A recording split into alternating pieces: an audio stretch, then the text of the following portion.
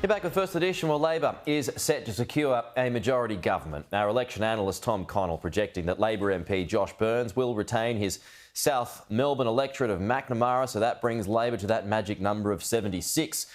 Josh Burns joins us live now. Josh, congratulations to you. You handed Anthony Albanese that majority government, so was that the plan all along? No, Pete, the last week certainly wasn't in the plan, but I'm excited to be a part of Anthony Albanese's team, and I'm excited to get to work. There is a lot of work that's required for our country. We need to make some important economic reforms so Australians can lift their standard of living.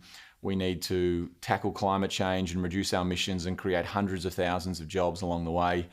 And Pete, we also are going to take our country to a referendum on the Uluru Statement from the Heart, and that's something that I want to work on and be really involved in. It's something I really believe in and something I think it's going to be a really important reform for our country. Did you think you might not get there, Josh?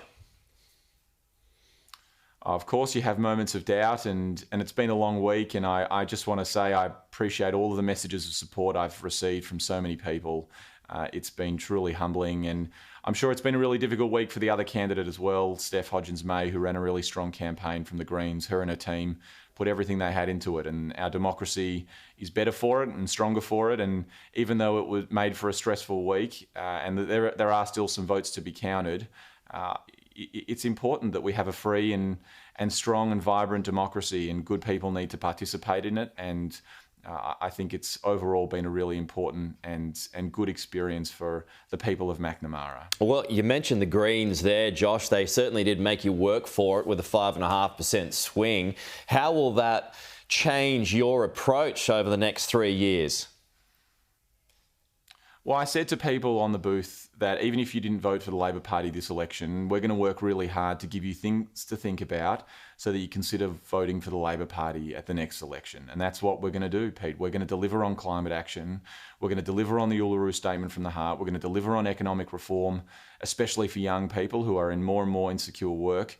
We're going to deliver, and that's what Labor governments can do. And a lot of young people have never seen what a Labor government looks like, and it's exciting now that we have a chance to form one and to be a good one and to get things done for the Australian people. But do you think that there will be a need to strengthen your own climate targets because of the rise of the Greens, because of the rise of the Teals? Oh, we definitely need to get cracking on climate action. We definitely need to build solar farms, we need to build community batteries, we need to make electric vehicles more affordable, we need to rewire the nation so that when all of this new energy is being created via renewable technology, that it can be connected up to the national electricity grid. We have to get cracking, we have to deliver, Pete. That's one thing we have to do. What about strengthening your own targets? And well, we have to meet them, and I'm confident that we will with our huge policy that's been costed and modelled, we will do extremely well in this area, and we'll have a really proud legacy to show the people at the next election what a Labor government can achieve. Yeah, you've got majority now in the lower house, but are still going to run into trouble in the Senate. The Nats won't support, and a lot of members of the Libs won't support your short-term climate targets as well. So would you expect the Greens to lower their own ambitions to meet you in the middle?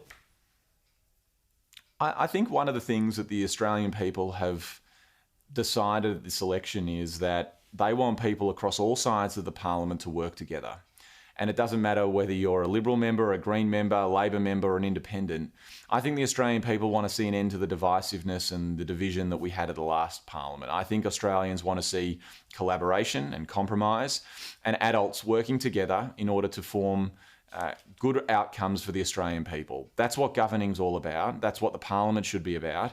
And that's what Anthony Albanese is all about. He's about getting outcomes. He's done it before as Leader of the House in a minority government. He will work with people across the parliament. And I'm confident that we're going to have some really important outcomes delivered for the Australian people. Josh Burns, we'll leave it there. Congrats once more, and we'll see you again soon.